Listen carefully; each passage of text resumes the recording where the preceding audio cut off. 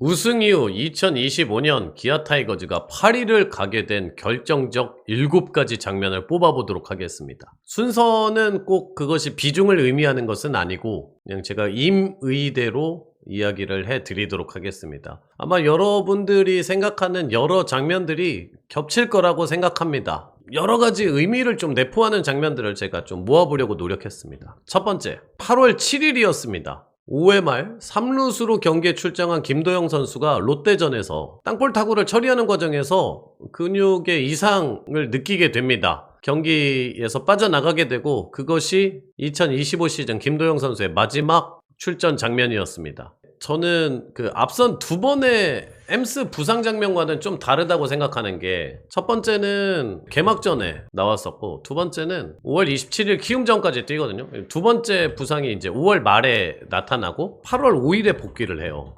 김선빈, 나성범 선수는 먼저 돌아와서 이제 막 뛰기 시작을 했고, 그래 우리가 후반기 때 한번 뭔가를 해보자 라고 팬들의 기대감도 이렇게 되게 높아지는 순간이었어. 8월 7일까지는 4위였어요. 4위. 근데 이제 김도영 선수가 저렇게 되고 나서 다들 속으로 이제 생각했지, 올해가 진짜 안 풀리는구나. 저는 이 장면이 우선 좀 첫 번째로 꼽아봤습니다. 결국에는 김도영 선수가 세 번째로 다친 장면이기도 하고, 팀 자체가 올 시즌 부상과 정말 지긋지긋한 어떤 악연이 있었다. 나성범, 김선빈 선수도 80경기 정도밖에 이제 나오질 못하고, 곽덕유 선수도 시즌 초반에 그렇게 아웃이 되고. 두 번째 장면, 요거는 뭐 딱히 어떤 시점이 존재하진 않습니다. 근데 시범 경기 때부터 조상우 선수가 그렇게 기대치만큼 좋은 느낌이 아니었어요. 투구 내용, 구속 이런 걸 봤을 때. 그래도 시즌 들어가면 좀 낫겠지 했는데 개막전부터 터지거든요. 그래서 최근에 제가 영상을 올려드렸습니다만 월별로 조상우 선수가 굉장히 극심한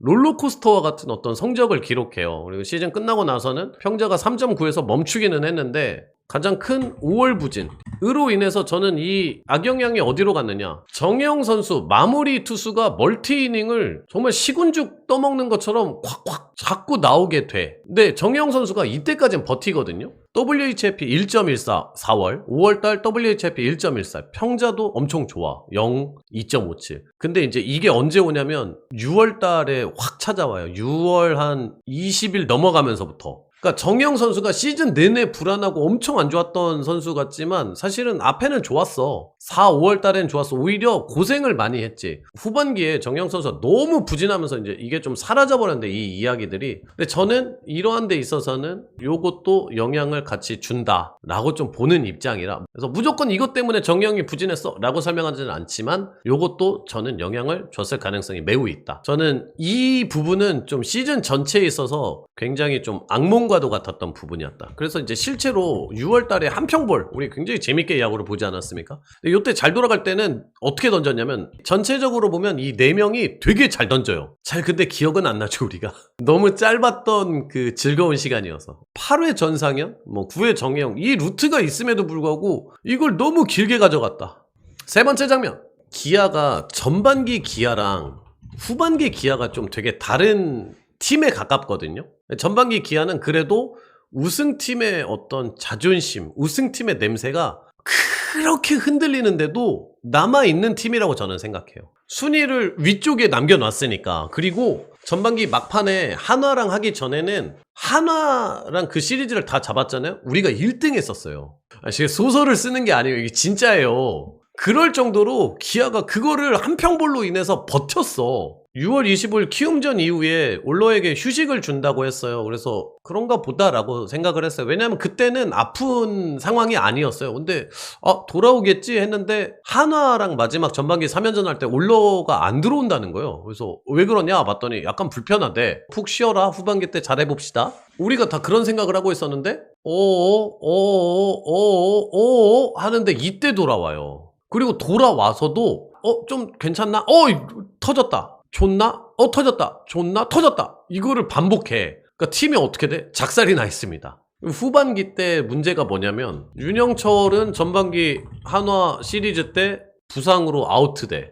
토미존으로 가. 그리고 이미 이제 황동화 선수는 진작에 교통사고 당했어. 작년에 100이닝 가까이 던져, 황동화 선수가. 선발로. 엄청 큰 역할이야. 작년 영상들 보면 저는 황동화 선수의 역할이 진짜 중요하다, 진짜 중요하다, 이 얘기를 진짜 반복해서 하거든요. 근데 그 역할을 해줄 수 있는 황동화 선수도 올 시즌에 사용을 못하게 돼. 그래서 왜 선발 투수가 아무도 없냐라고 하는데, 아니 이렇게 하나하나씩 다 빠져가 버리면은 방법이 없다는 거지. 그리고 김도현 후반기 완전 부진. 전반기에 3점대 평자 투수인 김도현 선수가 완전 부진돼. 전반기 평자는 4.25로 리그 5위 중간 따리 정도는 해요. 근데 후반기 들어서는 5.31 결국 최하위를 찍었네. 이러니 안 되지. 기아가 후반기에 이렇게 작살이 나느냐? 저는 마운드의 문제라고 봐요. 실질적으로.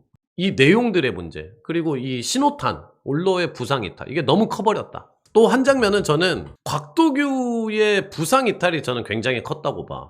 장현식 선수가 2호 시즌 전에 나갔잖아요. 그래서 이제 조상으로 채워보려고 했어. 근데 실제로 성영탁 선수가 더 잘 던졌어요. 굉장히 성영탁 선수가 기록이 좋아. 올 시즌 성영탁 선수가 45경기 나와서 52.1이닝, WHIP 0.97, 평자 1.55, 피옵스 0.535, 정상급 마무리급 투수의 스탯입니다. 그런데 그 선수가 나타나도 뭐야? 막을 수가 없어. 이닝이 모자라. 저는 곽도규 선수가 좀 남아 있었으면, 성영탁 곽도규가 돌았으면 이거는 채울 수 있었다고 봐. 이렇게 구성이 되고 여기에 추가 자원으로 조상우를 이제 뭐 사이사이에 넣는다. 왜냐하면 이제 계속 굴리면은 지치거든. 요렇게 돌려봤으면은 어땠을까? 여기에 이준영 선수도 추가가 되고 하니까 곽도규 선수가 결국 부상 이탈해버린 게 데미지가 크게 온 것이 아니냐, 좀 이렇게 저는 생각을 했습니다.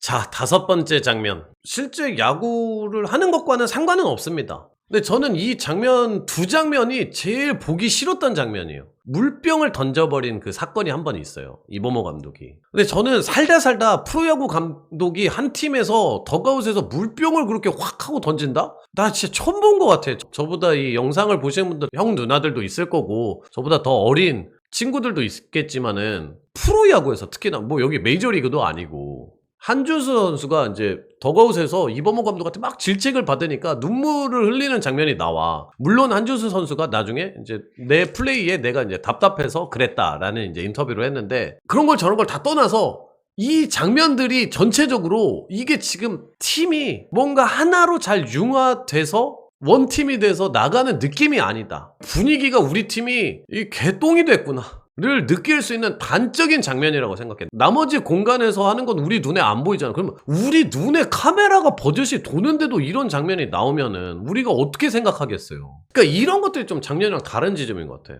6번째 장면은 정혜영 선수의 후반기 호로쇼인데, 후반기 들어서 기아 타이거즈가 불펜이 엉망이 되고 선발도 엉망이 되고 제일 치명타는 요게 너무 컸어. 전체 프로야구판 자체를 뒤흔들어 버렸던 세계선이 달라지는 지점이라고 저는 생각해요. 후반기 이게 첫 시리즈거든요. LG랑 한 게임이. 그리고 나서 LG는 승승장구해. 기아는 비실비실거려요. 이 후반기 3연전을 돌이켜보면 유영찬 선수도 흔들렸고 똑같이 LG 불펜도 기아의 타선을 맞아서 굉장히 괴로워했어. 근데 결국에 이걸 져버리니까 우리는 마무리가 무너져서. 후반기 호러쇼가 여러 장면이 이제 두산전에 또 연달아 그러고, 그 다음에 가장 강펀치 맞고, 저는 그때 제가 리뷰에서 이 팀은 끝났습니다, 이거 5강 못 갑니다 라고 선언해버린 게, 그러니까 숫자는 남아있어. 뭐 남은 경기를 뭐 몇 승 몇 패하고 뭐 어떻게 하면, KT전이 저는 이게 스토리상 서사상으로는 가장 강력했다고 봐. 이 팀이 그냥 올해 망조가 제대로 들었구나. 그러니까 정혜영의 이 후반기 호러쇼가 이 한 번 이거 당하고 나서는, 물론 한번 당하자 그러면 팀이 엄청 흔들려. 뭐 연패 막 타. 그리고 조금 나아져서 다시 한번 올라가보자 하면 다시 또 빵! 다시 또 빵! 게다가 선발도 저렇게 돌아가고 있으니까 엉망이 되는 거죠. 자, 마지막으로 제가 꼽은 장면은 여러 가지를 내포하는 장면들인데, 자, 최원준의 전반기 수비 호러쇼가 제가 기억하는 것만 6개, 7개거든요. 여러분들 이제 기억을 더듬어 드리면, 삼성전에 유사 그라운드 홈런. 땅볼을 놓쳐가지고 삼성 타자가 한 바퀴를 돌아. 그리고 KT전 아예 그냥 공을 웩! 하고 이제 못 잡아. 이제 이런 장면들이 뭐냐면, 작년에도 기아는 실책이 많은 팀이었습니다. 근데 공격력으로 그거를 그냥 덮어버렸어. 확. 근데 문제는 뭐야? 올해도 기아 타이거즈는 실책이 1등인 팀이에요.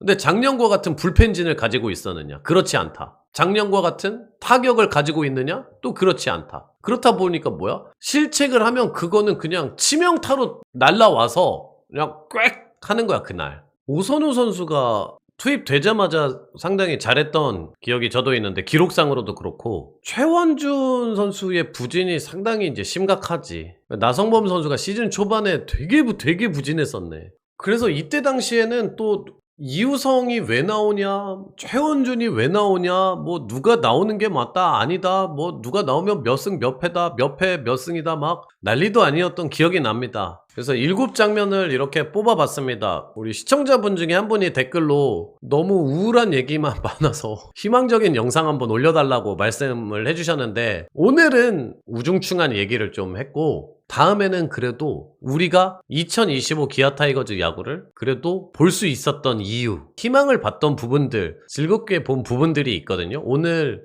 영상 속에도 자연스럽게 좀 녹아져 들어간 부분들이 있긴 있는데, 그 영상도 만들어 볼 예정이니까요. 그렇습니다. 오늘 영상은 여기까지입니다. 여러분들 감사합니다.